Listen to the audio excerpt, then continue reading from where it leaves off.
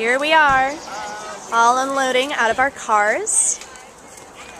I'm with the swim team right now, and we have carpooled from Bellingham to Seattle, reducing our carbon footprint significantly. Now, the swim team is walking to the light rail, where we will catch the light rail to the SeaTac airport.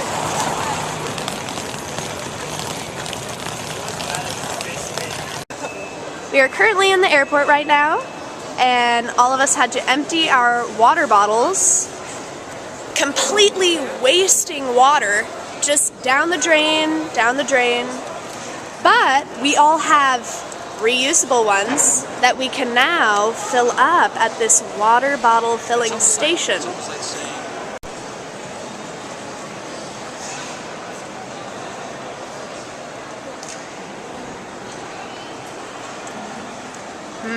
I wonder if they were taking into account all of the water people have to dump out before security. Notice the green appearance, certainly a good marketing tool. As opposed to filling up her empty water bottle, she chooses the plastic cup. How do you feel about this decision to not make a sustainable consumption choice? I don't feel good about it, but I also don't feel like I should have to empty my water. It was full. I had to empty my whole water. I've already addressed that. Into the garbage can. I have addressed that. They do have a very good waste disposal system. Hopefully people actually know how to use it. And they have all these great plants in this community area, this food court.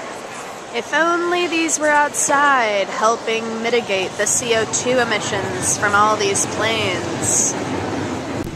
So, we have now arrived at our destination. 2 hours later, in a plane, in Ontario. We have officially arrived, and now we're just waiting for a cab to take us to our hotel. Yet another stop. It is now 12:27 a.m. the next day, literally, and I noticed something. All of these great t-shirts, these team t-shirts, WW Swim. Let's just take a gander of where they're from. Blake, you don't have a tag. Let's come over and look at Rebecca's tag. Oh dear, I think I'm gonna find something that I don't like. Don't know if you can see it. Made in Honduras.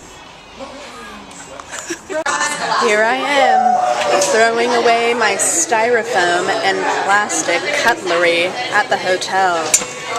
Oh dear. Thank you very much for watching that somewhat ridiculous video. But I was examining Sustainable Development Goal 12, which is responsible consumption and production. And what is the goal? Why is this Sustainable Development Goal so important?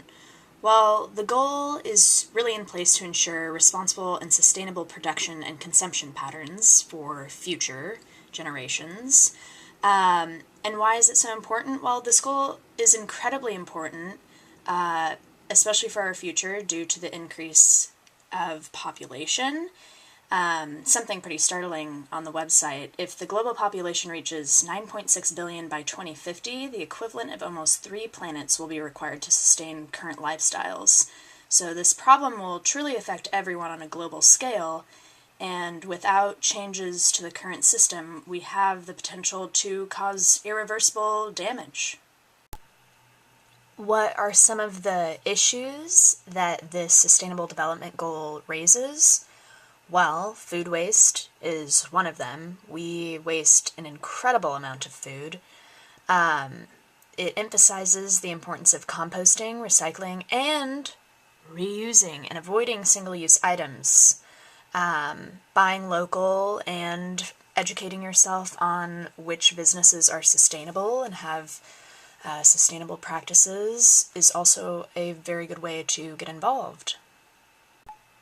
A segue from the last section, What can you do and what can businesses do? So how would we know if we accomplish this Sustainable Development Goal by 2030? Well, hopefully businesses will be providing sustainable alternatives and integrating change into their business model so that it educates and is accessible for the consumer. And then you as a consumer can reduce your waste. That is one of the biggest things that a consumer can do. But in addition to that, being thoughtful as a consumer. This will encourage more businesses to create more sustainable business models because the demand for those goods will be higher if you create more demand by buying sustainable goods. So, for example, like the textile industry today is the second largest polluter of clean water after agriculture, and many fashion companies exploit textile workers in developing countries. So if you can buy from sustainable and local sources, you can make a really large difference. And it will also really encourage local businesses to get on top of their game and adopt sustainable practices. So yeah, this is also a book that I highly recommend that kind of talks about the textile industry. It's called Overdressed: The Shockingly High Cost of Cheap Fashion. Really, really good. So what is a local example? Well, a really good example of this would be Bellingham, eliminating plastic bags from grocery stores. So this is a perfect example of a local area activating change in their local community. And another thing, like, I haven't seen a lot of styrofoam in Washington, but in the video, everything in California was styrofoam, so creating change on a small level can really spread out throughout the state.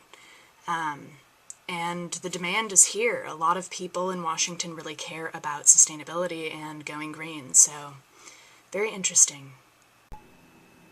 So what knowledge would help the learner understand the goal? Well, the learner would be able to associate all of their wasteful behaviors with being unsustainable, and hopefully with this education, it would pique their interest and enable them to make different decisions. Perhaps seeing the effects of consumption patterns in their daily life, maybe by walking through a park or a place that they once loved that's now polluted with litter or oil spill, might motivate them a little bit more. So what values underlie the goal, and what would motivate someone to take action? No joke, you really can do this. That's my little motivation. I really like the Sustainable Development Goal because it provides extremely specific instructions for individuals to participate in change, and they're extremely attainable for each individual to meet, even if the change is small, like using reusable bags, or buying secondhand clothes, or buying your produce from a local farmer's market. Those all make a very gradual but large difference in the end if everyone follows suit. It's fairly easy to educate someone about this goal, create knowledge and awareness, and see change happen from that person, because there is a sense of agency that isn't there with many of the other sustainable development goals. For example, no poverty and zero hunger might sound really overwhelming, and kind of like, wow, how am I supposed to help with that? And I feel like this goal is just very, very attainable. While consumption patterns and responsible production is a massive issue, it can really be tackled gradually at an individual level. So be aware and demand sustainability as a consumer, and you don't need to sacrifice everything in your life to help toward this sustainable development goal. You really just have to do little things and promote your actions to other people so that they are also encouraged.